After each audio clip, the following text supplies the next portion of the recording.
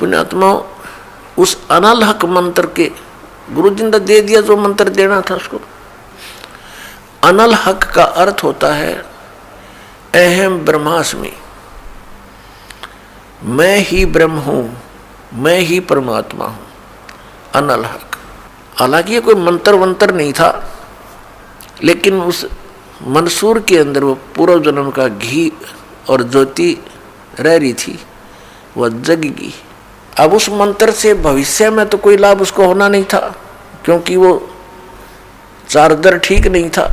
पूर्व जन्म की बैटरी से उसमें इतना प्रभाव था, इतने पुण्यों से, कि उसने अनल हक कहना शुरू कर दिया कि मैं ही परमात्मा हूं।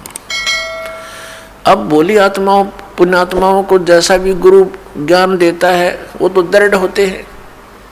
गुरु जी ने 2 दूना 6 कह दिया तो वो 6 ही बोलते रहेंगे।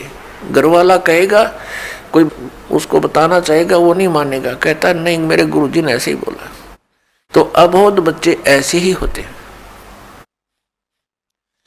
इस बात का ज्ञान पूरे मुसलमान धर्म में हुआ, क्योंकि वो मुसलमान धर्म से संबंधित था। और मुसलमान धर्म ये मानता है कि जीव ब्रह्म नहीं हो सकता। वैसे तो जीव ब्रह्म हो ही नहीं सकता, ये तो अंडरस्टूड है। जीव तो ब्रह्म है ही नहीं, ब्रह्म अलग है, जीव अलग है। ब्रह्म मीन भगवान, जो जीव का भी उत्पत्ति करता है। लेकिन मुसलमान धर्म ये मानते हैं कि पृथ्वी पर परमात्मा नहीं आ सकता।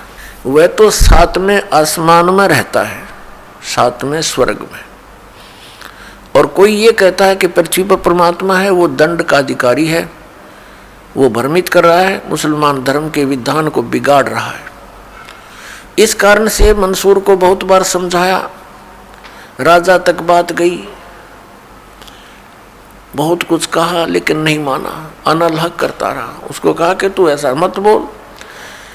अब साधु को तो कोई बोल नहीं सके था कि वो क्या मंत्र दे रहा है, लेकिन पब्लिक के अंदर जब बात आ जाती है तो वो अपना पूरा जोर शोर से विरोध करते हैं। अब क्या हुआ कि वो नहीं माना तो उसको चौराहे पर खड़ा कर दिया, बांध दिया उसको चौराहे पर।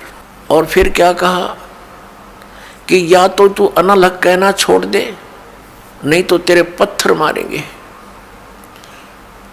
उसने फिर कहा अनल हक, क्योंकि वो तो मदमस्त हो गया था, अलमस्त हो गया था।